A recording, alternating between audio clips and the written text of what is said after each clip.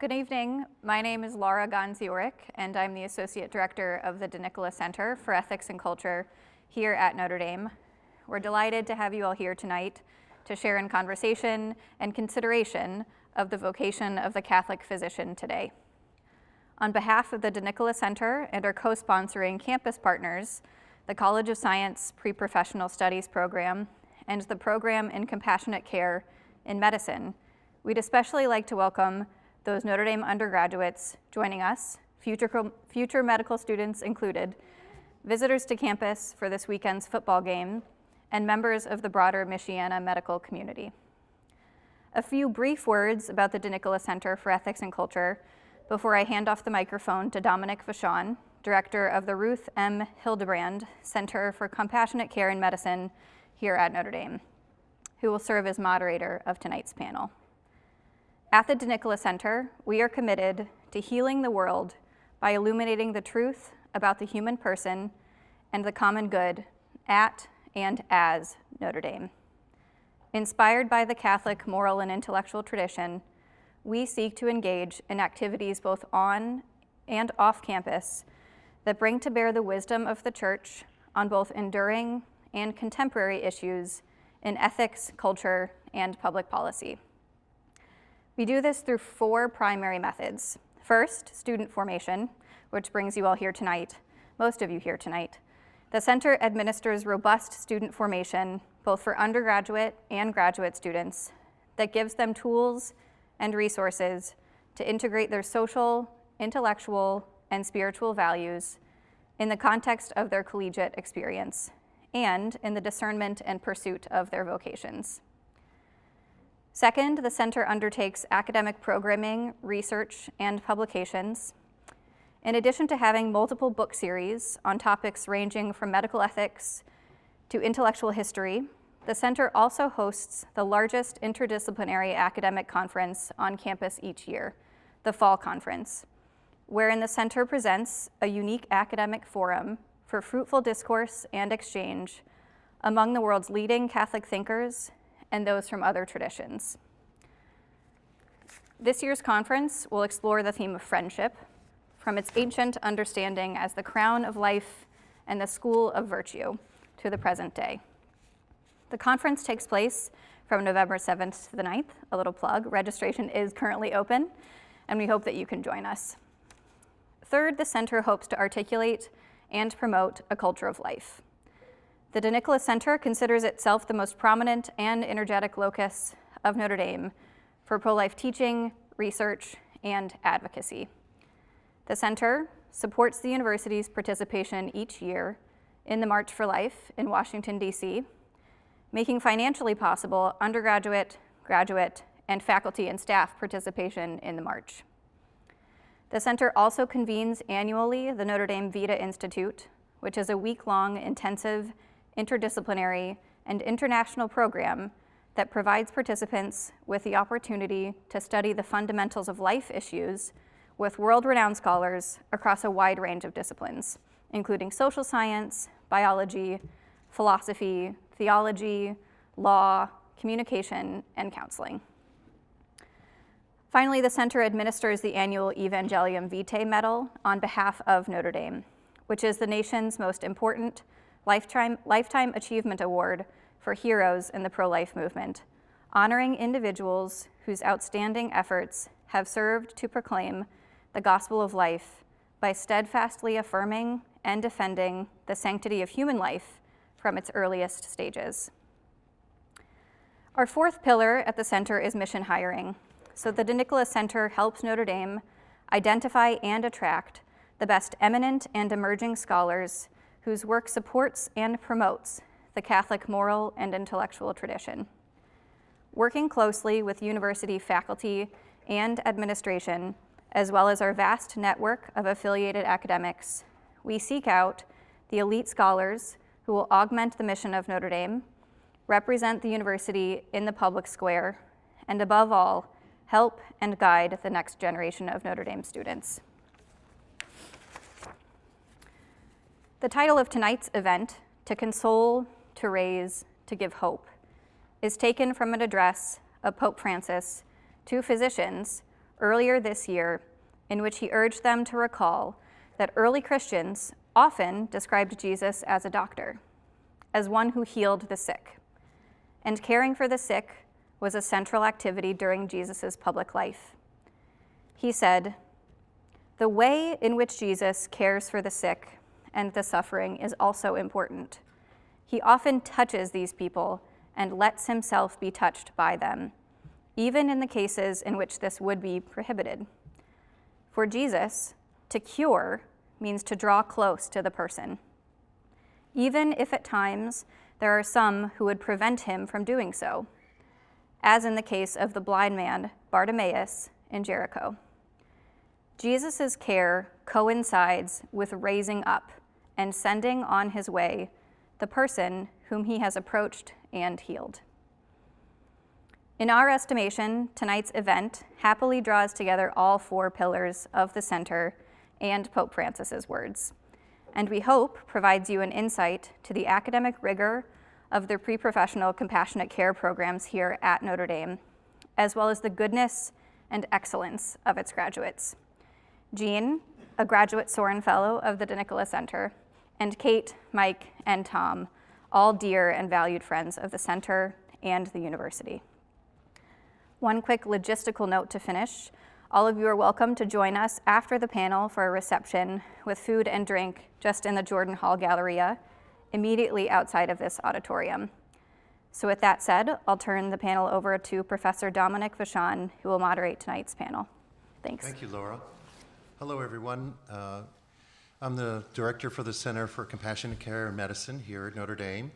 And on behalf of the College of Science and the Department of Pre-Professional Studies and the Hillebrand Center for Compassionate Care and Medicine, I want to welcome you, and I really want to thank the DeNicola Center for Ethics and Culture for organizing this amazing program. What an amazing privilege we get tonight to hear from 3 Catholic physicians and one who's just about a physician. But to hear them talk about what sustains their compassion, what challenges, what barriers they've encountered, and what advice they have for people aspiring to go into the health professions. So thank you to the DeNicola Center, and thank you all tonight. So what we're going to do is I'm going to briefly introduce each person, and then I'm going to give a longer introduction just before that person speaks. And they're going to each take about 10 minutes to talk about their work and their life as a Catholic physician. And then afterwards, we're going to take about 15 minutes to have a conversation among them. And then after that, we're going to invite you to ask questions of them. And then after that, we have a reception. So with that, let me go ahead and briefly introduce each of the panelists by name and their current affiliation. So first, we have Jeanne Farnan. Jeanne is a current medical student at the University of Pennsylvania. She's also concurrently pursuing a master's degree in bioethics at University of Pennsylvania. Next, we have Tom McGovern. Tom is a dermatologist in Mohs Micrographic Surgery and Reconstruction at Fort Wayne Dermatology Consultants, where he has served since arriving in 2000. He is also a regular co-host of EWTN's radio's Dr. Doctor and is chairman of the National Outreach to Pre-Med and Medical Students, as well as the annual leadership training meeting for the Catholic Medical Association. Third, we are joined by Kate Callahan. Kate is the chief resident in family medicine here at South Bend's Memorial Hospital, and we really want to thank Memorial Hospital for releasing her from work for an evening. She has a big weekend of work ahead of her, so thank you, Memorial Hospital and the residency program. Last, we have Dr. Mike Hawking, who will offer the first reflection this evening, so I'm going to give a longer introduction for him since he's our first person. Mike is a fellow in internal medicine at the University of Chicago with specializations in hematology and oncology. He is also a research scholar at the Hyde Park Institute, where he coordinates its programming in medical ethics.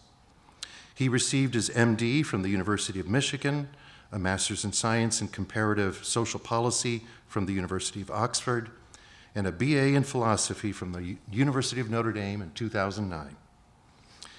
His interests center on the application of virtue ethics to physician formation and clinical practice, as well as on care and ethics at the end of life. Mike, we're delighted to welcome you back to campus this weekend and are grateful to hear from you tonight. Okay. Please join me in welcoming Dr. Mike Hawkins.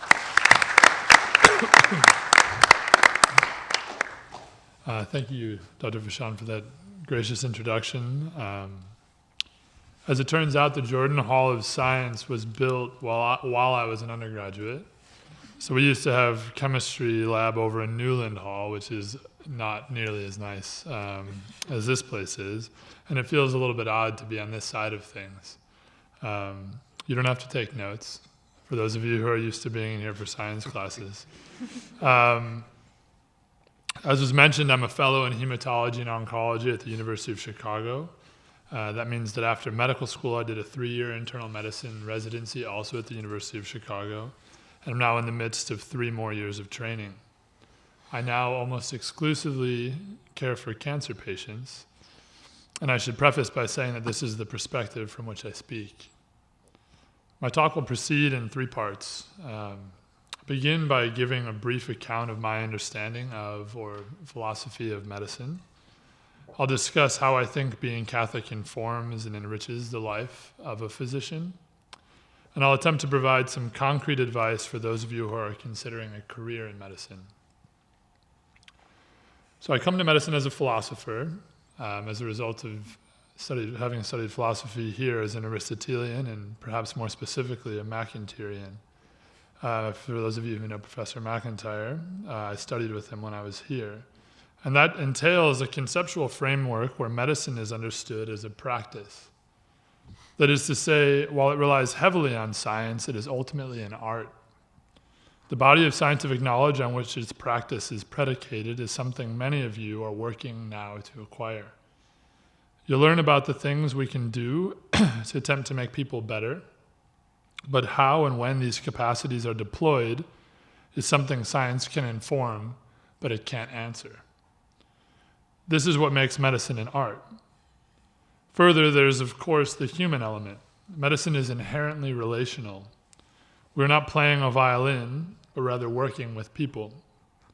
We build relationships with and pursue the health of particular people who are our patients. Their health is our task, our end. That is why so many people are drawn to medicine. It has intelligible and worthwhile goals. So then how exactly does being Catholic affect the life of a physician? I must admit that when I was initially asked the question, I wasn't quite sure how to answer it. I spent hours in thought, and I think it's because when faith and the commitments that it entails are an integral part of who one is, it can be difficult to parse out how that affects the various other parts of life. The first thing I would say is that being Catholic provides a moral framework for thinking about our actions. I think some would expect a list of prohibitions here. What does it mean to be a Catholic physician? Oh, well, there are certain things that Catholic physicians don't do. I think that would be what some people would expect to lead with. But I think this is a mistaken place to begin. We begin with the concept of what is good, and while that does necessarily exclude certain means in the pursuit of perhaps worthy ends, it can also inform how we practice. This may be obvious, but I'll start by saying that to be a good Catholic physician is first and foremost to be a good physician. So you have to start there. And to do this, we have to grow both in knowledge and in virtue, in compassion, in patience, in courage, countless other virtues that make us better physicians. St. Thomas wrote extensively on the virtues, and it has, as a result, become a part of our inherited tradition as Catholics. And unlike the secular virtue tradition, though, we are also called to pray for and cultivate the preternatural virtues of faith, hope, and love.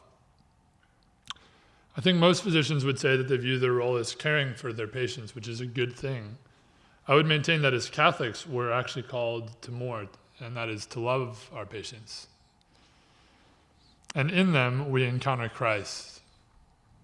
Patients in a clinic room are sick, they're vulnerable, they're marginalized, and they often feel alienated from and betrayed by their bodies, and that's particularly the case, I can tell you, with cancer patients, feeling as if they've been betrayed by their bodies. Our challenge is to see Christ presenting himself to us and to encounter them, no matter their capacities, no matter their personality or physical ailments that make them at times difficult to love. And this is something you'll encounter. Any of you who decide to go into medicine, that will be part of it. Sometimes, as in any relationship, people can be at times difficult to love, and some more than others. So we as Catholics go to Christ with our wounds, and in our patients, he presents himself to us with his. We try to heal, and when we can't, we accompany. I think we're further called to pray for our patients. This is mysterious because when we pray for them, we also grow in love for them. Through encountering them through a Catholic, when we encounter them through a Catholic lens, we grow in love for them and benefit ourselves because our hearts expand. So I think we also benefit. I think it's a mutually beneficial thing. And so now I would like to try and leave you with some practical advice. I had 10 minutes, so I'm trying to keep it brief. So for those of you who are pre-meds and just in general, work hard, pursue knowledge, and glorify God through your work. Equally as important to focus on who you are becoming, and I think this is really the thing I'd like to emphasize most. Notre Dame is so unique in its mission to form you in this way, attending to your hearts as well as your minds. Experiences at the CEC will help nourish your minds and help you make sense of what you will experience down the road. I would also strongly recommend the CSC, where you can encounter the poor and marginalized and begin that process of expanding your hearts. On multiple occasions, other accomplished physicians in multiple different institutions that I've been to have commented to me that they've been struck by the character and maturity of Notre Dame students. And I think you're in a unique environment with opportunities at your fingertips to grow. And so please take advantage. It's worthwhile. It'll pay dividends. And finally, the pre-medical curriculum, medical school, residency with 28-hour shifts and 80-hour weeks, you should know that that's what you're signing up for before you move forward. That it's going to be grueling. It's challenging, right? And that's not easy. 28-hour shifts in the ICU, which was a very formative part of my residency. It was also probably the most challenging thing that I've done in my life. So prepare yourself for that mentally and know that that's on the horizon. And you'll have somewhere between, depending on where you are in your training and what you decide to pursue, 7 to 15 years of that ahead of you. Find people who challenge you to be a better version of yourself and maintain those relationships. Many of my best friends I made while I was here at Notre Dame, and I leaned heavily on them throughout my training and continue to do that. That'll be important. If you just let the hospital sweep you away, it'll make your experience a lot harder. And you perhaps won't, you could potentially move away from being the kind of person that you'd like to be. So lean into those friendships, as I said, you'll need them. And finally, when you finally do begin to practice medicine, practice it intentionally. Pray for your patients and constantly seek to love them more. Thank you.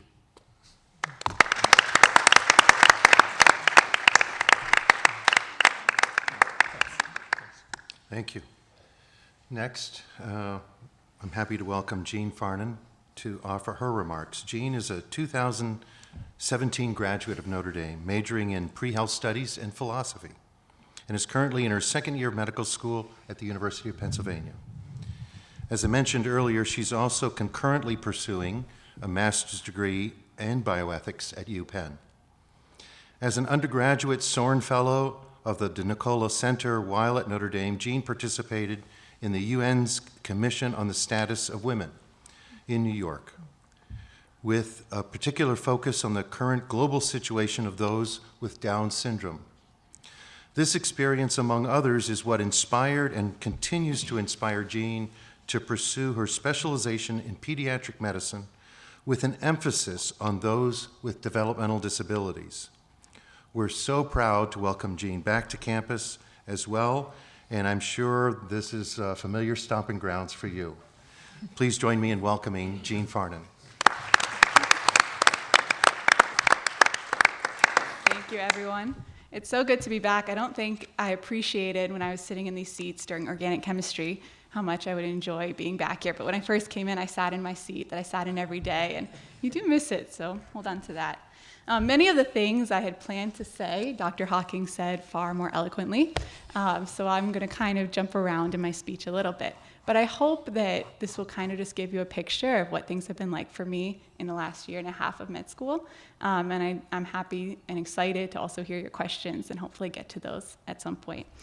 Before I begin, I want to give 2 disclaimers. The first is that I go to a fairly secular school, I think perhaps more secular than most. And so my experiences may not necessarily be reflective of the experiences that you will have. And the second is that although I think being up on a panel tends to make you look like an expert, I'm by no means an expert at being a Catholic in medicine. I'm really only just starting out. I haven't even hit the clinics yet. And I think as you'll see from some of my remarks, I'm still figuring out a lot of how to do this. So I hope that you'll bear with me and also bear that in mind as I go through. I want to start by telling you about an experience I had right at the beginning of med school. This was at the very beginning. We got our white coats, we had a little ceremony, and then we filed into an auditorium much like this one and sat down in front of a panel. And the panel was comprised of patients who were there to tell us what traits and attributes they valued in future physicians, what traits and attributes they hoped we would develop. And I was struck by 2 things at that panel. The first was that every single patient on the panel in front of us talked about God and how important faith was in their medical decision-making, in their outlook, and in their medical journey. And perhaps this isn't surprising to you. You maybe are in this room because you've discerned a vocation in some medical profession, partly for this reason. Perhaps you are excited about the opportunity to be Christ to patients, and you understand that they need and want faith-filled, Christ-like, compassionate doctors.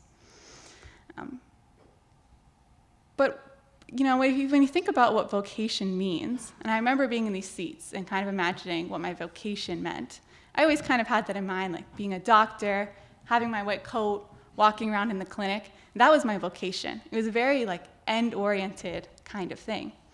And I think in undergrad, it's easy to have this forward-thinking mindset. It's easy to focus on what comes next, to constantly look ahead at the vast unknown that comes after getting in, and to imagine that our vocation, our mission in Christ, starts when we enter the clinic. But you know, I'm sure, and as Dr. Hawking just alluded to, that careers in the healthcare profession can take a long time to develop. It might take, I think he said, up to 15 years until you really begin, which is scary to hear. But the problem is that if you think that your vocation starts when you get that white coat on and you enter the clinic, that means that 15 years of your life are kind of wasted, and that you're really missing a lot of opportunities to be what God is calling you to be right now. I can give you an example of something I found myself called to just recently in the last few years. And that is the second thing that I was struck by at that panel. The first was, of course, that the panelists were so faith-filled and that God was so important to them. But the second thing that I was struck by was that the med students, my peers and colleagues, were so baffled by that. I mean, they asked question after question, and each question they insinuated that faith was irrational. They asked if it was opposed to evidence-based medicine. I mean, they had questions that were like, did God really heal you, or was it the doctor? It was really kind of shocking for me to hear at the time. But in that moment, and what I found since then, is that many of my peers have sort of a low opinion of religion, and a lot of that is just because they haven't been exposed to it, and they don't understand it. In my experience, many med students do not value faith or understand why it is so important to patients because they do not really understand what it is. Most have never been in an environment where intelligent people cite rational proofs for the existence of God. Most have never had the opportunity to evaluate faith through more than 2,000 years of philosophy and theology. Most of all, most important.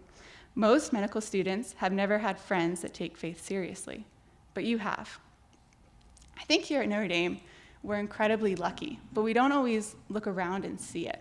It was kind of shocking coming back on campus today because suddenly you appreciate all these things that in the moment you take for granted. Even right now, sitting in front of you, I think I'm in the presence of more young Catholic people than I have been in almost a year and a half. And that's crazy, right? This is a small group for you guys. So don't take that for granted. I think sometimes we have all these opportunities around us. We've got the grotto, we have dorm masses, we have faith is a part of our community. Tomorrow, when we have the football game, Touchdown Jesus will be broadcast across the nation, right? And there's all these opportunities for faith, to enrich it, to grow in it, to share it with your friends. It's part of the culture. It's everywhere, right? And I think we take it for granted sometimes, or at least I did. And then last year, the transition to medical school, just very frankly, it was hard. And it was hard in part because the community of faith and Catholicism that we have here at Notre Dame was totally lacking. And not just was it gone, it was countercultural, not part of the culture. I found that I was even on the outs sometimes for saying Christmas. You had to say holidays, or else people kind of gave you a funny look. I know of maybe 2 kids in my class of 120 who are Catholic. So it's just very different. The closest church is a mile walk, whereas here you can stop at a chapel on your way to class. It was a very kind of isolating experience. And there was one moment when it really struck home for me, and that was towards the end of the first semester. It was in December. And I was giving a presentation. We all had to give little presentations to each other for a side course. And I chose to give mine on the topic of intrinsic human dignity, which I think here at Notre Dame, we almost take as foundational, right? Many people here, I think, would say that all people are created in the image and likeness of God, and because of that, we all have intrinsic human dignity. I mean, that's almost a starting premise for a lot of us. But to my peers and colleagues, it was mind-blowing, and they couldn't understand it, and I was shocked that we had to get into this very long dialogue kind of to parse it out. But that's just one example, I think, of how enriching this environment is and how special and unique, and also how challenging it was for me when I left this environment and I suddenly found myself in a much less welcoming, faith-filled kind of area. But as I said before, that was an opportunity, right? So at first it didn't feel like it. I felt kind of on the outs. I felt a little isolated and alone. But then I sort of had this realization that I'm not just being called to be a doctor at some point in the future. I'm called to be something now, and that something that I'm called to be right now is just a faithful medical student who can model the faith as much as I can to my peers and colleagues. Because I think a lot of their struggle with religion, a lot of, when they think of it as superstitious or kind of silly, when they think of it as irrational, so much of that is just because they don't know it. They haven't really had any experience with it. And when I think about them entering the clinics, when I think about them interacting with patients, it's going to be really important for them to have that background. And it's important for them also, right? So all this to say, that was kind of my story of figuring out that I'm called to something right now, which is to be a Catholic medical student. And the thing that I want to pass on to you today is that you're also called to something right now. Not just when you become a doctor, not just when you get into medical school. Don't fall into that trap. I know I did a lot. You're always thinking ahead. You're always gunning after things, which is good. It's good to think ahead.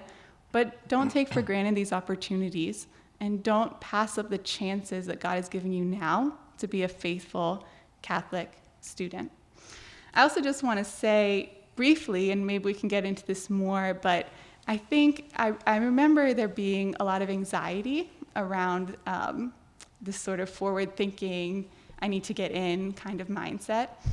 And I think it's helpful to keep in mind that if you really discern that God is calling you to be a doctor and that it's his will, or a PA, or anyone in the health professional, but if you believe that it's his will, then you should understand that he wants it more than you do, right?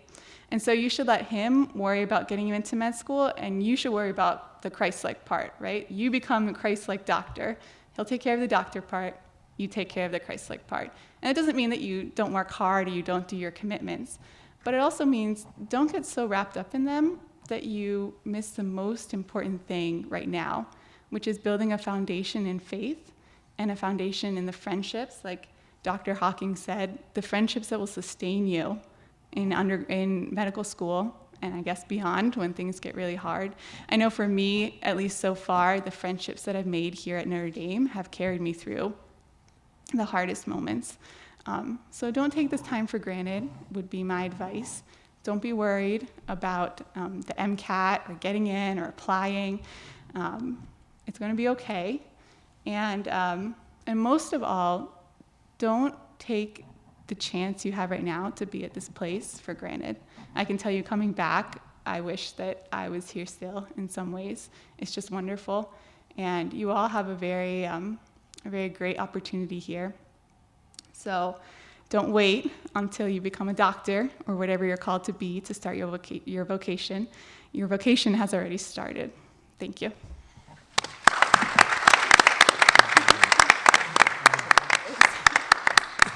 Thank you, Jeanne. And after listening to you talk, it's just so clear. We're very glad you as a medical student are here. You know, that's really important and a very, very close in the future for many people here. So next, I'm delighted to welcome Dr. Tom McGovern to offer his presentation. He's going to get situated with his PowerPoint, and I'll give a little bit about his background while he's getting himself situated with that.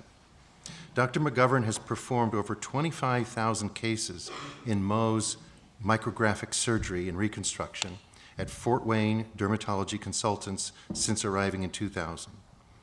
He's been married to Sally for 29 years, with whom he has and is raising 7 homeschooled children. He gets to share creative ideas on the Catholic Medical Association National Board, chairs the annual Catholic Medical Association Leadership Training Meeting and Trivia Night, and loves to give dynamic presentations on finding joy in medicine and responding to human suffering. He chairs the newly formed Young Member Advisory Committee that oversees outreach to pre-med and medical students, residents, and new physicians in practice. This includes initiating a new nationwide mentoring program. After graduating with a bachelor's in biological sciences from Michigan Technological University, he completed his MD at Mayo Medical School. He paid back his U.S. Army Medical School scholarship by serving 8 years on active duty, where he trained in dermatology, performed 2 years of biological war research, and ran the dermatology clinic at Fort Riley, Kansas. He received his surgery training at Yale University School of Medicine. He actively engages as a member of the Fort Wayne chapter of Legatus and a Knight Commander of the Equestrian Order of the Holy Sepulchre in Jerusalem. He is living the dream, co-hosting Doctor, the official weekly radio program and podcast of the Catholic Medical Association that airs on the EWTN Global Catholic Radio Network and is available on iTunes and Google Play. He is working on his first book for Our Sunday Visitor, due out in early 2021. Please join me in welcoming Dr. Tom McGovern. Thank you. I'm the outsider here, but I hope to draw you into my life in medicine so you can understand yours better. During my second year of medical school, we had a dermatology rotation, and I was with a group of students, and we were rounding in the hospital. Yes, dermatologists really do that. And while at a patient's bedside, there was a lull in the conversation.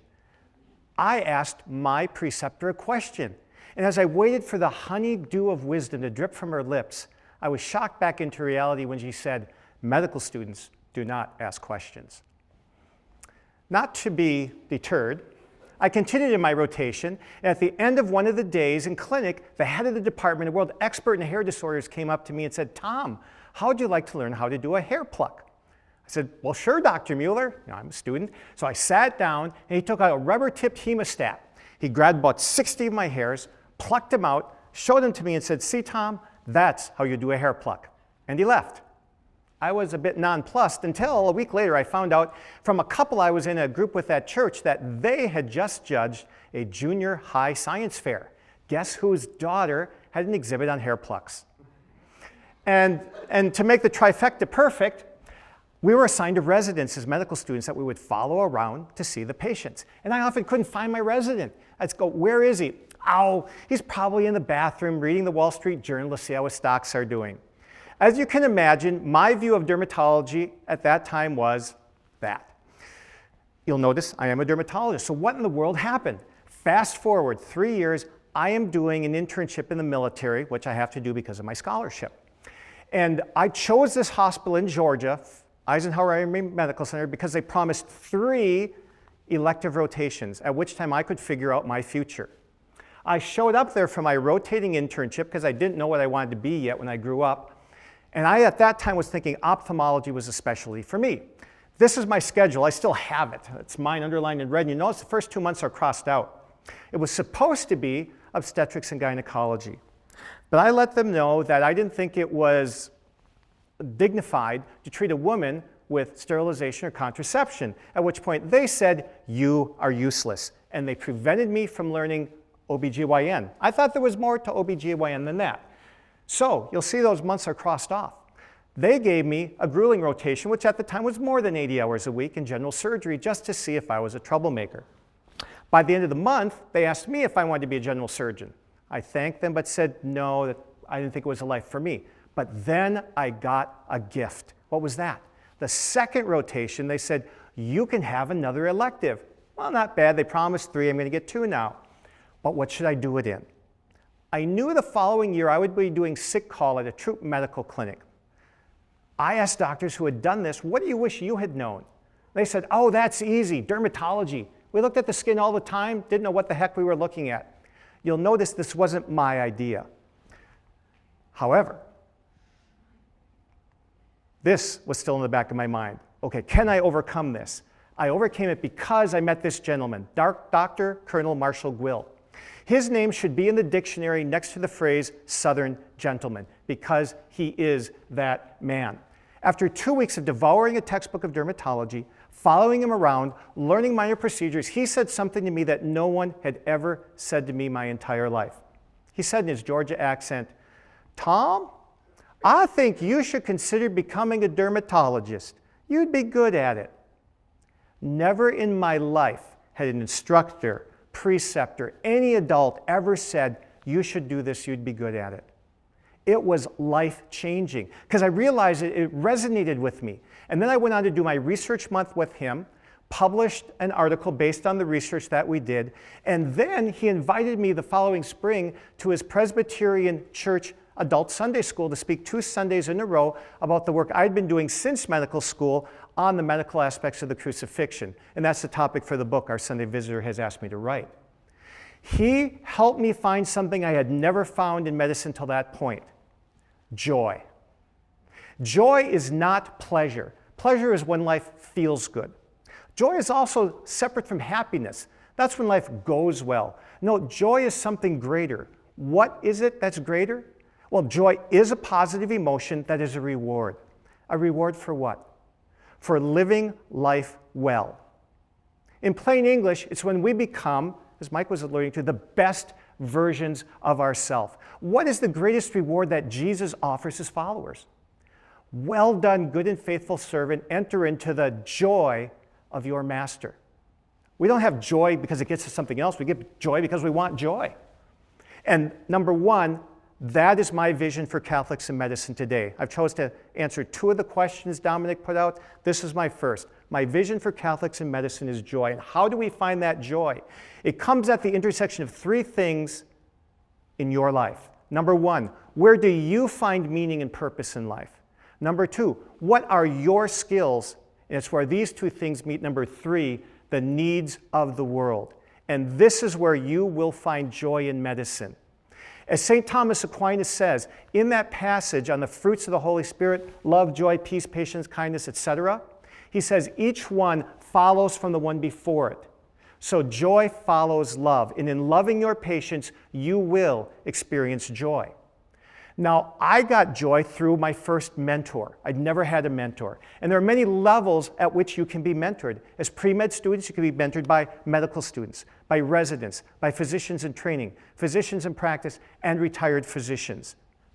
The second question that I chose to answer for my presentation is, how do I keep the faith in difficult times, especially recurring difficulties, and navigate difficult situations and difficult conversations? Not surprisingly, my answer to the second word question is also one word, and that word is habits. Will Durant, the historian of philosophy, said that we are what we repeatedly do. Excellence is not an isolated act, but a habit. In some sense, we are our habits. What will your habits be? If I had not had the habit of responding in favor of human dignity with regard to women in obstetrics and gynecology, my life would be radically different. I wouldn't have discovered joy in medicine, but I did establish that habit early on. God had put in me at the age of 5, my mom said, I asked her, "What's the meaning of life, Mom?" For some reason, he just gave me that desire to seek it out and to stick to it. But because I stuck to it, I discovered the joy he wanted for me. There's a joy he wants for each of you. What are the 3 habits I encourage you to develop? Well, number 1 is the habit of being, which, by the way, is a great book of the letters of Flannery O'Connor, but that's not what I'm here to talk about. No, the habit of being has to do with answering the unanswerable question, who am I? I can tell you what I call myself. I can tell you what I do. I can tell you where I live, but I can't tell you who I am. Why? Because everything in the visible universe is relative. There is only one who is not relative, who is fixed. And unless we spend time with him, our whole life will be relative and we will not discover who we are. We only know who we are in relationship to him. So number 1, be with Christ. Starting my second year of medical school, I started doing this regularly. At least 10 minutes. I started with an hour. I'm down to 30 minutes, but I've been spending 30 minutes for the last 35 years, every morning, first thing after my morning offering. Second, habits of thinking. Be with Christ, think with Christ. How? Through his word. And actually, these are the 2 documents I read on the airplane from Rochester, Minnesota to Honolulu when I did my Army rotation in obstetrics and gynecology. Lots of babies to deliver at an Army base, let me tell you. So I read Humani Vitae, Donum Vitae. So I was ready on that rotation. I took a lot of heat, many stories there. And I also formed my mind in thinking by devouring G.K. Chesterton and Peter Kreeft's books. They will help you learn how to think. Here, if you can spend 10 minutes a day, you will also learn how to think. You're getting bonus at Notre Dame to learn how to think. I got to learn how to think about science at Michigan Tech. So learn to think with Christ. And the third thing is learn to act. Habits of acting. Now, I didn't have a group around me to help me learn how to act like Christ. So I went out and do what any good medical student does. I started such a group. At Pax Christi Catholic Church in Rochester, Minnesota, I and my later-to-be wife, didn't know it the night I met her, started young adult singles ministry with many medical people in it. They became my support group. So that in the first year of medical school, when I gave a required presentation to my classmates in behavioral sciences, I chose the topic of alternatives to abortion because there were many alternatives available in Rochester. I visited all the places, including Planned Parenthood, gave a presentation. Never once mentioned that I thought abortion was wrong. One of my classmates, a Christian, came down to me and said, "Tom, of course you realize now the rest of the class hates you." I couldn't wrap my head around that. I had just reported data. It was shocking. Second year of medical school, the first week, right after Labor Day, 4 days of sexual medicine. The first 2 days, 16 hours of XXX pornographic movies to desensitize us so we could understand our patients better. I was the only one out of 40 people in my class who didn't want my mind polluted by that. 39 did. And each of the next 2 years, only one student in each of those classes. And then my third year of medical school, when I was out at that Army hospital in Honolulu, we had to give a presentation to our fellow medical students. I gave mine on the scientific aspects of natural family planning. The students were happy to hear it because, of course, they didn't receive anything in their medical school about it. And halfway through my presentation, which was high energy back then like it is now, The teacher said, stop. I can't stand it anymore. And I can stop this because I'm a Catholic Eucharistic minister. Have you ever heard the term non sequitur, sir? I didn't say that. I'm sure I thought it. Could I have acted with Christ without the other two habits of being with Christ and thinking with Christ? No. And I encourage you to develop friends that will help you to do that, role models that will help you to do that, as well as mentors. And look for people who are living the life that you want to eventually live. We are called to heal the sick in body and spirit, just as Jesus Christ did. In the Catholic Medical Association, our vision is inspiring physicians to imitate Jesus Christ. We are Catholics who happen to be physicians, not physicians who happen to be Catholic. Because in embracing your Catholicity, you will find joy. In the CMA, we want you to find joy by developing those new habits that will help you become the best versions of yourself. Thanks. Thank you, Tom. Lastly, I'm delighted to introduce Kate Callahan, who will offer our final set of remarks. Kate is born and raised in Iowa. She's a 2012 graduate of Notre Dame, earning degrees both in the pre-professional program as well as theology.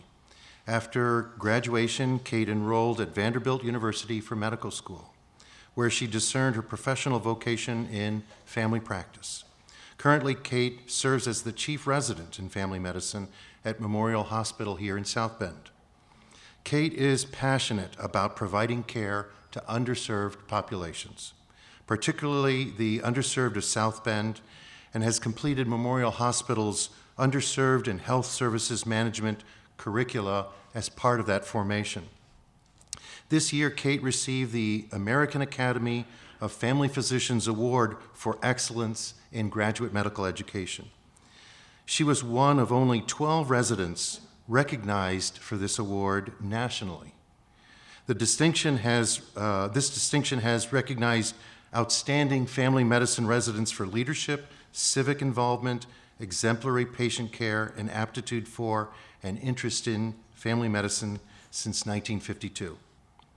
Dr. Callahan's other accomplishments include earning the Leonard Toe Humanism in Medicine Award and being named Chief Resident at Memorial for the 2019-2020 academic year. We're glad to have Kate here in South Bend and that this is her home after Iowa. So thank you for being here, Kate. Thanks so much.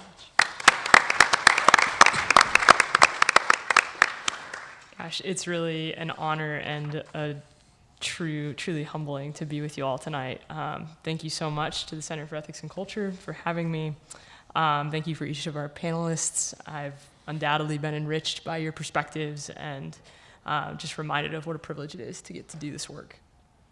I'm going to open with just a little bit of my own story.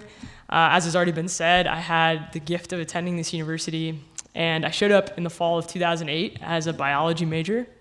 However, in its great wisdom, tucked within my first semester of studies, the university had placed my Foundations of Theology course.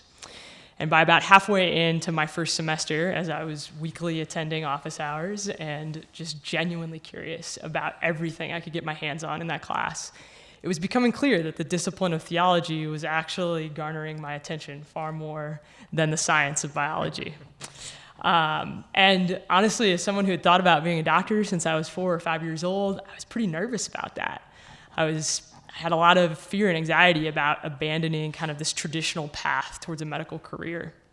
And in the midst of that, you know, I wish I could now go back and tell myself as an 18-year-old, first of all, that having a unique major is kind of a catch for medical schools these days. But far more importantly, that following my curiosity, that doing the things that delighted me, allowed me to tell stories about the good things that God was growing in me on the interview trail as I tried to navigate what medical school I wanted to go to. And as has already been said tonight, you know, those fruits of the Holy Spirit, love and joy and peace and patience, those were the things that God grew up in me as I followed the desires that I believe that he had placed in my heart. And most importantly, I wish that I could go back and tell my 18-year-old self that one of the most valuable tools that I bring into every patient encounter every single day is this training that I got as a theologian. And if I could summarize that kind of in one phrase, I would say that studying theology here gave me a capacity to see. It gave me a capacity to see beauty in the midst of brokenness, opportunity in the midst of struggle, and to know a story that is sturdy enough to hold even the most profound suffering. I remain just so tremendously grateful for the opportunity to do that. And you may be wondering to yourself, well, how in the world did you end up in medicine? Why didn't you become a theologian? Why didn't you go on to be a minister? And the truth is I thought about it a lot, actually. And I maybe still of the mind that I can have my cake and eat it too. That maybe one day I'll get to be able to do all of that and be a physician. But ultimately, there was a Frederick Buechner quote that honestly really speaks to a lot of what Dr. McGovern just shared with us. But he says in one of his books, the kind of work God usually calls you to is the kind of work, A, that you most need to do, and B, that the world most needs to have done. The place God calls you to is the place where your deep gladness and the world's deep hunger meet. And I had come into my undergraduate years really thinking that there was no more worthy work to do in the world than to push back physical suffering. I had encounters with illness in people that I cared about and said, what more could I do than push back against that darkness? But as I studied theology, I actually was no longer compelled by that. I actually thought that the work of love in the world was the most important thing, that helping myself and others see that the kingdom of God is among us, that God is alive and at work to bless, that this was the most important work. This was the work that the world most needed done. But ultimately, what carried me into a path as a physician was realizing that this was the work that I most needed to do. St. Irenaeus tells us that the glory of God is man fully alive. And it became so clear to me that pursuing a path in medicine was actually what brought me to life. It was what allowed me to be the person that God had made me to be. It gave me deep one-on-one interactions with people, and that remains the most meaningful part of this work for me. It allowed me to use my hands to help people heal. And it integrated physical and emotional and spiritual complexities in a way that just moved my heart to wonder and awe at God's incredible creativity in crafting the human body and the human person. And honestly, you may be wondering to yourself, as a third-year resident, do you still think this was the path to your being most fully alive? As has already been said, 80-hour work weeks are a part of my life right now. But honestly, it's true. It is still the path to my being most fully alive. And it's true for all those reasons that I just shared, but also because every day I get to meet Jesus in the most vulnerable folks in this city. I get to see Christ in my neighbor. And this work calls me to have that kind of vision, to be taken further up and further into Jesus' person. I want to highlight just a couple of practices that have helped me do that. And similar to what Jeanne shared with us, I'm by no means perfect at this, so please don't see this as expertise, but really just as God's great kindness to me and continuing to kind of crawl along this path of holiness. One of the things is just putting my hand on the door when I go and see patients. I had the great privilege of working with Sister Mary Diana Dreger, who is Nashville Dominican, while I was in undergraduate medical education at Vanderbilt. She was my preceptor my first year of medical school, and I worked with her for a half day in clinic every week my first year. And Sister puts her hand on the door before she goes in to see any patient. And I would often watch her do this, the first few months that I worked with her, and I just thought to myself, like, what is she doing? What is going on? And finally, I got up the courage to ask her one day, Sister, are you trying to feel the vibrations in the room? Are you trying to see if somebody's talking? What is that about? And she looked at me and just said, no, I'm actually praying Hail Mary as fast as I can. I don't pray quite as quickly as Sister. She has a lot more practice at that than me. However, I can pray 4 words while I put my hand on the door to see a patient, and those are, come Holy Spirit, reveal Jesus. I guess that's 5 words. But come Holy Spirit actually comes from Father Hesburgh. That is my dad's favorite prayer. And as I stand at the door and ask that of the Lord, What I'm really asking is for him to reveal himself to me in the eyes of this patient who maybe in every worldly sense is ugly, who might have a festering wound or be covered in their own emesis, to look at them and to see the beautiful gift of God before my eyes. And I'm also asking that the Lord, by his power, would give me a capacity to be Jesus in that room, to be the great physician. And that practice helps recenter me as I walk from room to room, whether it's in my clinic or in the hospital. Another thing that has been very helpful to me as I've sought to see Jesus in my neighbor is just carrying this. It's a rosary. I'm not really an avid prayer of the rosary, but one of the things I love about the rosary is that it reminds us of the mysteries of our faith. And more than anything, it reminds us of the mystery of God's love. And I carry this in my pocket because sometimes words fail me, but this weight in my pocket reminds me that mystery is ultimately what is not only holding me, but is holding every single patient that I encounter. It made them and sustains them, and it made me and it sustains me. In a piece called Health is Membership, which is by a very thoughtful author named Wendell Berry, I encourage you to read him, as much of him as you can. He talks about medicine, this world of efficiency, trying to reduce mystery to small comprehensibility. And in medicine, we would like to believe that it can be, that we can wrap our hands around things, we can control them and manipulate them and formalize them. But the truth of the matter is that we can't. There's so much in life that is messy. And that is not to discredit exactly what Dr. Hawking said in throwing your whole self at gaining every bit of knowledge you can to have as much available to that person that comes to you in need as possible. But ultimately, at the end of the day, our knowledge fails us over and over again. And I'm deeply comforted by the truth of the love of God that is mysterious. Like I said, this story that's sturdy enough to hold even the most profound suffering. The last thing that I want to highlight is that fatigue, I think, is one of my greatest obstacles as a resident in seeing Jesus in my neighbor. Unfortunately, in the midst of that, if I try to sit and pray for 10 or 20 minutes in silence, really the only prayer that's happening is the prayer of the psalmist in 127, where he talks about God meeting her beloved in her sleep.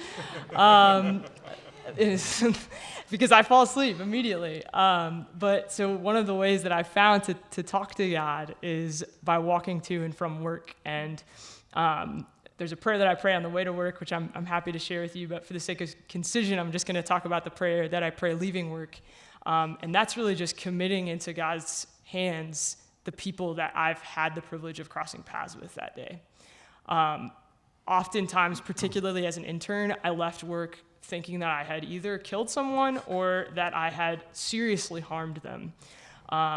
And the only way I could have any semblance of rest was by saying to the Lord, thank you that you love these people more than I do. Thank you that you care more about them than I ever will. And please help me to entrust them into your hands and into the hands of my teammates for tonight so that I can show up tomorrow ready to serve you again. The last two things, similar to Dr. Hawking's remarks, that I would just encourage you to, those of you that are considering a career in medicine, first of all, is be who it is that you are. There are so many times on this journey where I felt drawn towards a path that just didn't seem to fit with the formula that I thought a medical student or a resident or a doctor was supposed to be.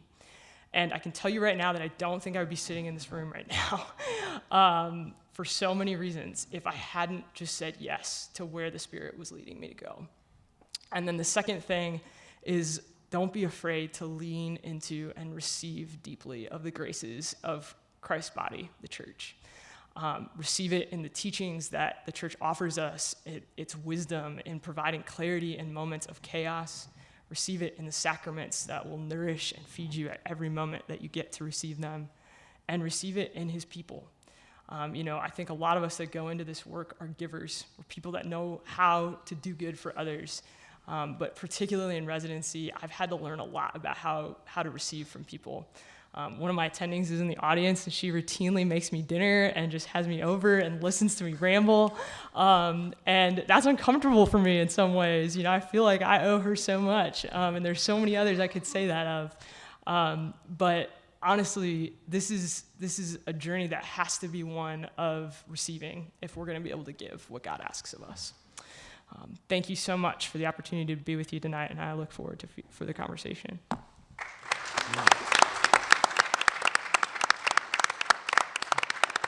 Thank you, Kate. What an awesome way to begin a weekend, to listen to these four amazing people. Thank you so much for setting the tone, really, no matter what our walks of life are. So let's have a conversation among the four of you. One of the things that really struck me in all of your talks was the way that you feel freed up to be who you are. And in one way or another, you each said being who you really are, and that being a Catholic physician has freed you up to be who you really are, and that there's joy in that. And the word joy is not even an adequate one, like one of you's talked about. But that you are more alive. When I listen to you, there's not this like, oh my God, this is so hard being a Catholic physician. Yeah, you are like, you're joy-filled. You're on fire. So I want to ask, number one, I just want to reflect that back, that I heard that among all of you. And it sounds like a number of you have talked about practices, but it sounds like your call to be a good person, a Catholic, a person of faith, a physician, is like what is your touchstone, and you keep going back to it. And there are practices that you do, but it's this touchstone that keeps giving you energy. So I wonder if you could talk more about that, the way that functions in your life to keep you going, because it sounds like you keep going back to the well over and over again. I guess I can just start, if that's okay. Just kind of by framing the importance of this question. Because as I mentioned in my remarks, I had a little bit of a hard time at the beginning of med school, feeling kind of ungrounded and a little bit lost from my Catholic faith. And some of that was just because the people, like the peers around me, weren't Catholic. And also my day-to-day practices didn't really incorporate my faith into my life so much. And I kind of reached a breaking point, like mid-November, where I realized that as I was losing hold of that by not intentionally making it a part of my day, I felt like I was losing kind of like hold of myself and also my sanity, if that makes any sense. And my peers and my colleagues who don't really have faith or religion, I find are often, they lack that grounding so often, and they tend to just get down a lot more. They kind of look to, like, as I've sort of embraced being Catholic and kind of hit that touchdown moment, and now I also try to pray on my way to work and to take some time in the morning. And I've tried to start being intentional about being Catholic myself, and I found that as I've done that, it's also like spread out into my peers a little bit. But I'm excited to hear what our panelists have to say, because I'm definitely still learning that skill.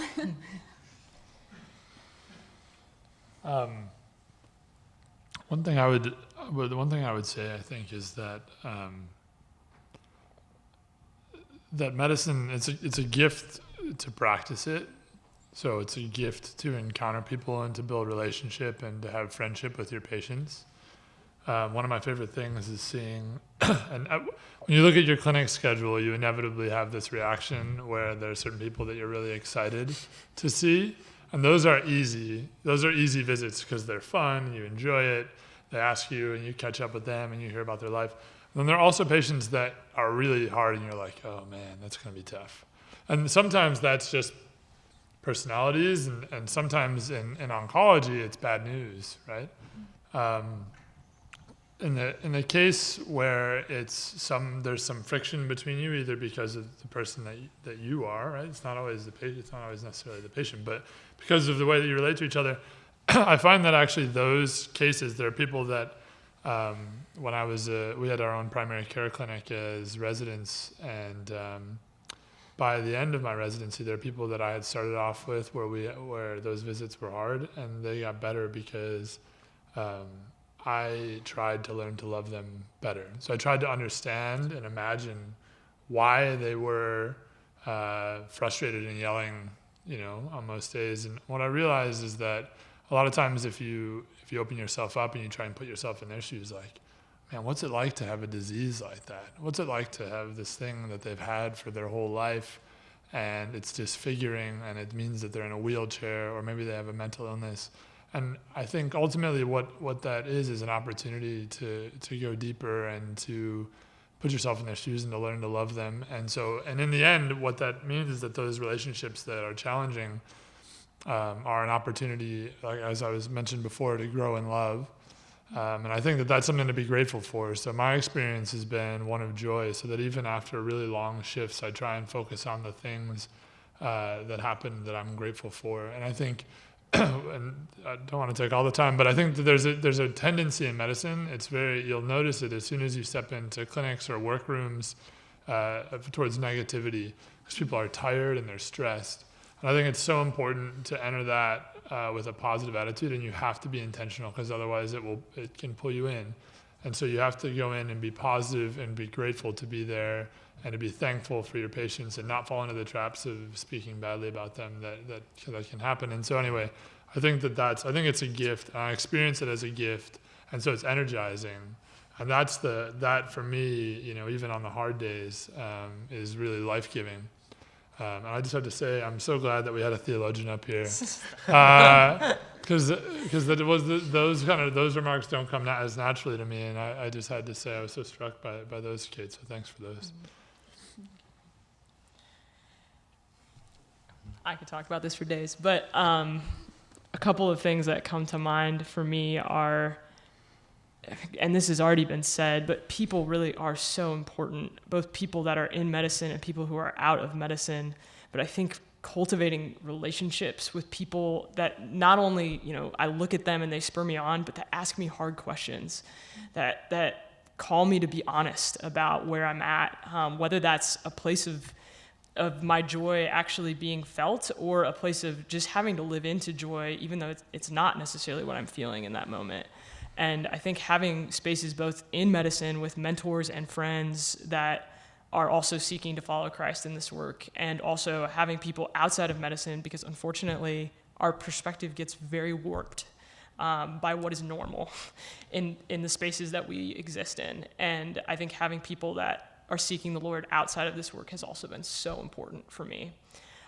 Two other things that I'll name are, I have a spiritual director that I meet with once a month, and that has been invaluable to me, someone who asks me hard questions about what my prayer life looks like, even as a resident, even when I'm falling asleep, and that's not, she never is criticizing me for that. In fact, she's usually like, you need to calm down. Like, the Lord is not upset with you. He's just glad you want to be with him, but also, is someone that is going to encourage me to make retreats and is going to encourage me to take significant time to cultivate my life with God. And then lastly, kind of dovetailing on the retreat bit of that, we don't do a very good job of resting in medicine. And what I've found to be really important is that when I am off, I am off. And that doesn't mean being negligent to patient care at all, but it does mean realizing that I cannot be on at all times. Like, I am not the Savior. And that requires trusting my friends, requires trusting my teammates and thanking them profusely for their work on my behalf when I'm not there, but really believing that this is not all on my shoulders. Because if I'm never off, I'm a terrible person at work. I'm not fun to work with. And so I think truly resting when we have opportunity to rest is part of what fuels my capacity to continue to seek Christ in the midst of this work.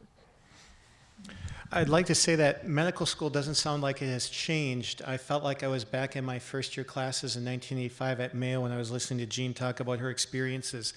It's not changed. It was very secular back then. It's very secular right now. Secondly is I have never, ever primarily identified as a physician.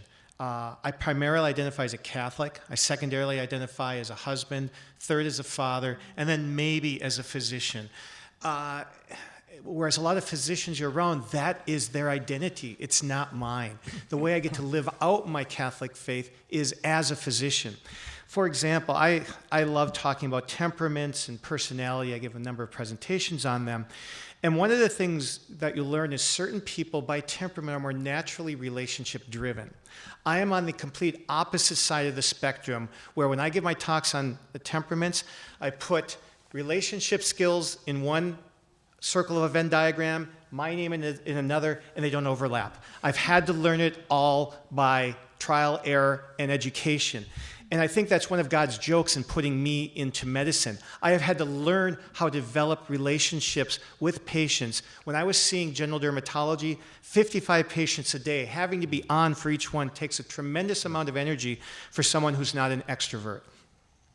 And now, my specialty is facial cancer surgery and reconstruction. My patients are all awake. I get to talk to them all. So God has given me this pedagogy through my patients to learn how to relate to others in ways that I didn't used to learn or know how to relate.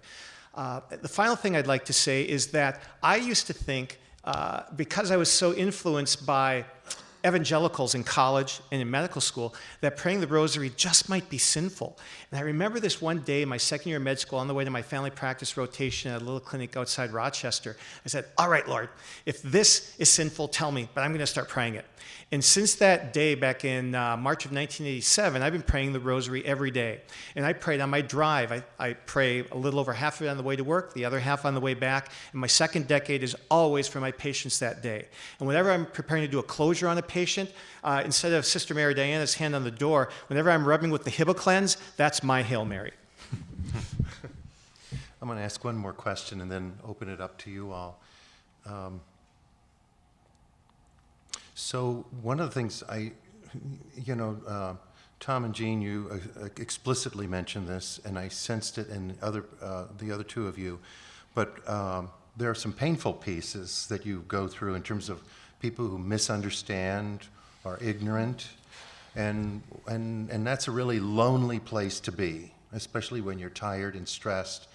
But I also kind of heard a kindness in your response, almost like it's an opportunity to share, because it really could make a person a kind of a bitter martyr, self-pitying, but I didn't hear that. And I wonder if any of you want to talk a little bit about that, because it sounds like you respond without bitterness. It's still painful, but it sounds like you try to help people have a wider view of what this is all about. And I wonder if any of you want to comment on that. I can go first again. I could tell another story that is also kind of shocking and kind of interesting, I think. So we have these sessions sometimes where we have actors come in. This is a fun part of med school. We have actors come in and they pretend to be patients, and we practice some of the difficult conversations that we might have with them at some point. And there was one day when we were told that we were going to have particularly difficult patients, so we should prepare ourselves. So I went in, I was nervous. I thought some guy was going to yell at me, or I was going to get something thrown at me. And in the end, it just turned out to be a really nice Christian gentleman who brought his Bible. And I was kind of shocked. It's not just like the students who don't have exposure to religion. It's even, I think, the administration that doesn't really understand it. But but you come to love your classmates too, right? They're people, and you become friends with them. Not always in like the deepest way when you share the understanding of the faith. Like something that's so important to me, many of them still don't quite understand, and so it takes a little longer to form. But you really come to care for these people.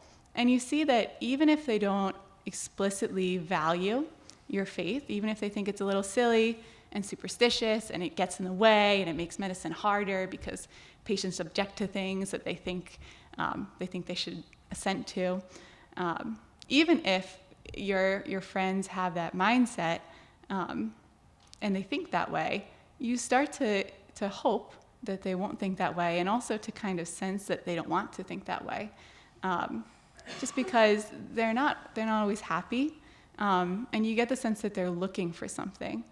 And so I think for me, it's really just, it was the recognition that even though this isn't something they're on board with right now, it's not because it's something they hate, it's just because it's something they don't know. And so I need to be that person who kind of exposes them to it. I think it's always helpful to, at least at my school, if you frame it kind of in the context of diversity, and that gives you an in, because otherwise people sort of shut down when you start going down the road that you're Catholic for some reason. But if you kind of emphasize how this gives you a unique perspective, and like I said at the beginning, all of the patients on the panel had religious backgrounds, and it's very important to them. And I think my peers know that it's something that's important to patients, and they don't really understand why, but they know that they kind of should figure it out. So I think most of it is just keeping in mind like a love of your classmates, starting to love them as friends, and then also just understanding that it's not personal, and it's not because they hate you or they hate Catholicism. It's just because they don't know it, and so you should show it to them, I guess. Does anybody else want to talk about that before we open it up? It's a tough subject. I was nowhere near as self-aware as Jeanne is at her age. But one of the experiences I had on my OBGYN rotation out in Honolulu was one day I was in the men's locker room getting scrubs on, and there was only one other man in there. His name was Peter Kropf. He was a senior resident in OB-GYN. And he proceeded to berate me and say, because at the time I wanted to be a family physician like Kate, said, "I will do everything in my power to make sure that you are never allowed to practice primary care medicine in the Army because of your beliefs." And he proceeded to tell me he grew up in Hungary, that his mother had had 12 abortions. He was the only child. And he used to be an altar boy as a child. And his father, who was an atheist, made sure he left that. Just imagine how you would feel if your mother had had 12 abortions and you somehow made it through. And so fast forward, several years ago at the March for Life in Fort Wayne, Abby Johnson came to visit, and I was sitting down with her. And I discovered that she had worked in a clinic with Peter Kropf, that resident. He was the abortionist, and his wife was the anesthesiologist. What a marriage. But over 10 years ago, he just left. He stopped. He was visiting Catholic churches and said he felt the most peace he's ever felt in his life. I have been unable to find out what happened, but he stopped doing abortions just cold one day, and nobody knows why. He kind of dropped off the map. But I like to think that what we're doing might be just one drip in the Chinese torture of getting them to realize what they're doing to themselves is their own torture, and that they can come back to life. Yeah, I think, and Jeanne said this, but just be a good friend. Just love them. That's the answer, right? I mean, that's the answer. Just be a good friend to your classmates, even if they don't, even if they're not kind, if they're unkind to you. Just as Jeanne said, don't take it personally and just love them. That's the best witness that you can give, I think. I wholeheartedly agree with that. And I guess the other thing that I would say too is that humility goes so far in these kinds of conversations and really just in the work of medicine. I think humility is incredibly winsome. And I think that as we express genuine curiosity for the people around us, as we seek to know them and just to learn their stories, I really do think that opens up space in conversation to go places that we might never think were possible. And that was certainly my experience. And I guess I will say though too that I feel like I had a really blessed experience as a medical student. Being at Vanderbilt, I certainly wasn't the case that everyone had my views, but I really was in a space where people welcomed dialogue and wanted to understand one another in really substantive ways. And I'm so grateful for that. And I think that we get the opportunity to be that too. So I would just hearten and encourage you in that as well, that I think it is opportunity, as you said, Dr. Vachon, to kind of press into something that can be really hopeful as we meet with folks that haven't had the chance to kind of taste and see the goodness of life with God. Thank you. Laura, 10 more minutes, is that good? How about we take 10 minutes now to questions that you might have, and you got a microphone here, just raise your hand. He'll run up to you. So anybody want to start us off with a question?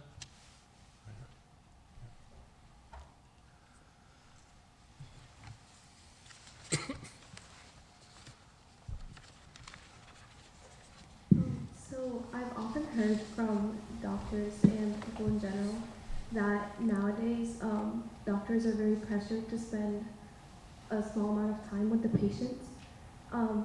And is that true? And if so, do you think it should dissuade someone from going into the field?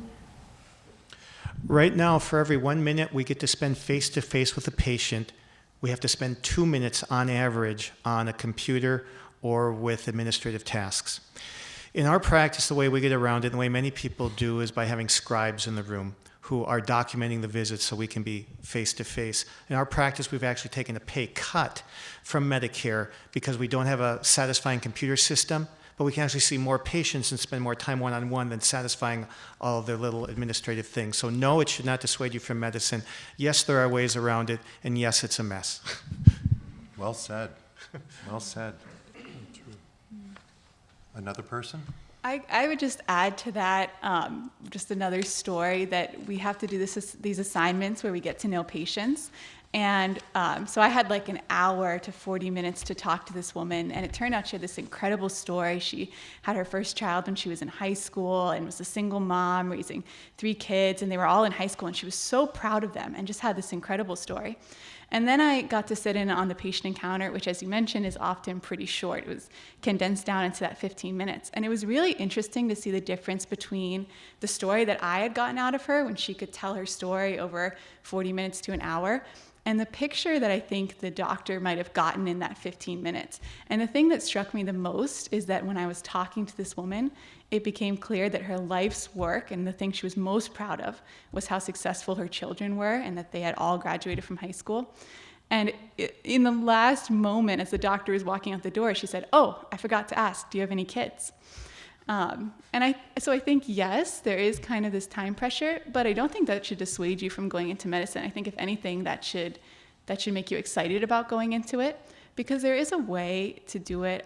And I'm having no clinical experience, but I would think that it's important, like the patients want and need that, and the time crunch makes it challenging, right? But I don't think that should make you not want to do it. It means there's a challenge, right? But you can rise to that challenge, and they kind of need you to. So I'd say go for it. My question is similar to that one, but looking at it from an angle of telemedicine, as that's emerging today. I think of my mom. She does the teledocking at times where patients will call in. I guess how do we, maintain like a sense of that this medicine as an art, as something that's about intrinsic human value and dignity in those interactions? Should the medical student today shy away from trying to go into those later on, or if they is something to go into, how do they interact with telemedicine basically? Yeah, I'll comment if that's okay. I'd say that as far as I can tell, there are probably two areas where telemedicine could become a significant part of life. One is in areas that are really under-resourced where they don't have specialists. I know some people who do that, and I think that that's a service because that's the best you can do perhaps in that situation. The other is people who really want to talk to a doctor right now when it's after hours, and doing it over the phone maybe isn't quite good enough for them. I think beyond those two situations, most people want relationship and they want to encounter. They want to know their doctor. They want to know who they are. They want to sustain a relationship over time. Telemedicine is kind of like, there are certain areas in medicine, one of them being emergency medicine, where you see people and sort of one-off visits often, and you don't get to sustain a relationship. And there are, unfortunately, emergency medicine is a great field, but there are really high rates of burnout in that field. And I think part of the reason, my suspicion is that part of the reason is because of the fact that they don't get as much time in relationship and encounter. I think some people will do it really intentionally and do it well, but I think it's really challenging. And I think that our patients desire to know us and to have a relationship with us. And I think that, so my suspicion is that telemedicine won't become as major of a force. I think that it has a role, and I think that it can be of service and can be useful, but my suspicion is that people want relationship with a person. And so I would be surprised to see it become too much bigger. Yeah, in research, amidst the big healthcare policy debates going on, nobody is really looking at what the patient wants most. And what the patient wants most is exactly what Mike said, is borne out in studies. They don't want affordable care as much as they want a personal relationship with their doctor. They want to know him. So I just completely support what you said. Another question? A couple over here. Hi, thank you all for sharing such inspirational words with us tonight. I was wondering if you could talk about if you ever offer to pray with patients and how you go about doing that. Yes, I do. So typically, there was an acronym that I learned in medical school that I found to be really helpful, GOD. So G is God, yeah, right. So G is like, it's a series of questions. So the G question is, is faith or spirituality or life with God, is that something that's important to you? And that's something that I try to ask my new patients in clinic, and that I try, if I have time, if I make time, when I'm doing an H&P in the hospital, I try to ask them that as well. And if they say no, then I say, great, I'm really grateful to know that. Thank you so much for sharing that with me, and we talk about something else. If they say yes, though, then I kind of take that as my opportunity to ask some more questions. So the O is others. And the next question that I ask is, are you a part of a faith community? Are you a part of a group of people that support you in that particular part of your life? And I ask that question for the sake of the third question, which is do. Is there anything I can do to support you in this way in the midst of this illness? Is there somebody that's a part of that community, whether it be a rabbi or a pastor or whoever it might be, that you would want to know about this, about what you're going through right now? Is there someone in that faith community that I might be able to contact that could come and sit with you while you're in the hospital if you don't have family? And then finally, the last kind of part of the D is prayer something that you would welcome? Is that something that I could offer to you that would be of support to you? And if it's not, that's not a problem. And honestly, I usually do this with my hands to make it very clear that is not, there's no pressure. Like, you're not going to receive any different care if you say no. That's totally fine. Because we have power, right? Like, the doctor-patient relationship, there is intrinsically a power dynamic, and the last thing I want is for my patient to feel pressured into praying with me for my sake. And so I try to make that very clear that this is on their terms. But that's kind of how I go through that process of ultimately getting to offering to pray with them, so that they have a lot of opportunities along the line to kind of shut that down if that's not something that they're comfortable with.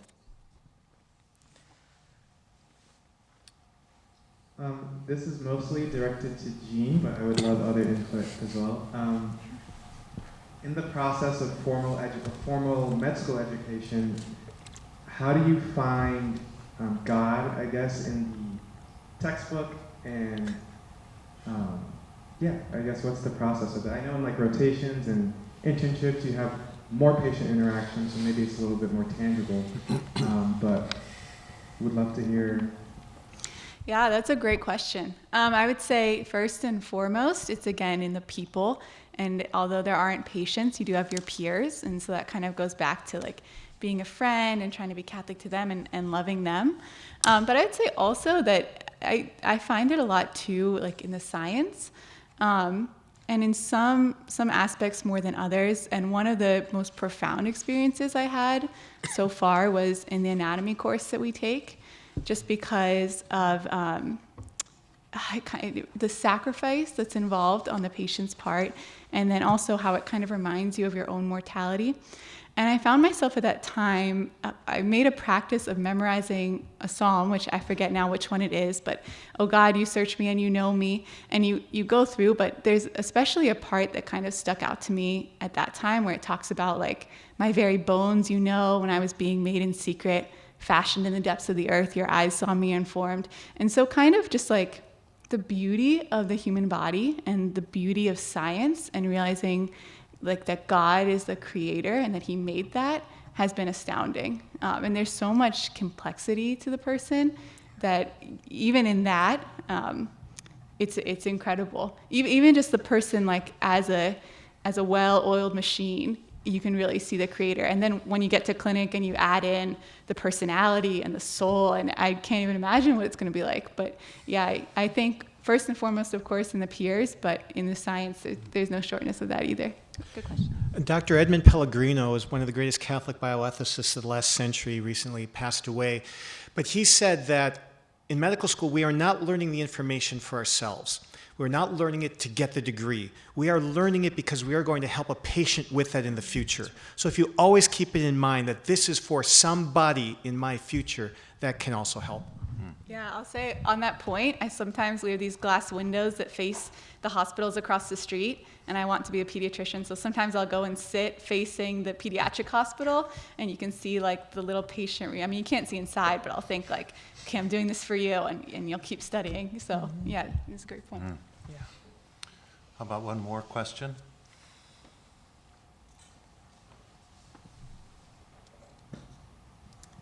All right, Dr. McGovern, this has kind of been bothering me for a while.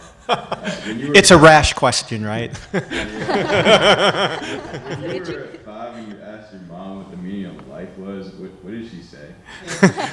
She said, "Who are you and why are you calling me mom?" She didn't. She really didn't know what to say. But I call my patients after I operate on them the night after, and I always end by asking, not do you have any other questions, but what questions do you have? And one night, the guy thought he was being funny. He said, well, what's the meaning of life? And without missing a beat, I said, to know, love, and serve the Lord in this life and be happy with him in the other. And he was like, wow, all right then. Is this a good place? Well, thank you. This was wonderful. And it's something that energized all of us, keep us in touch with our call and being who we really are. So thank you for inspiring us to keep going. And, and let's thank the De Nicola Center for Ethics.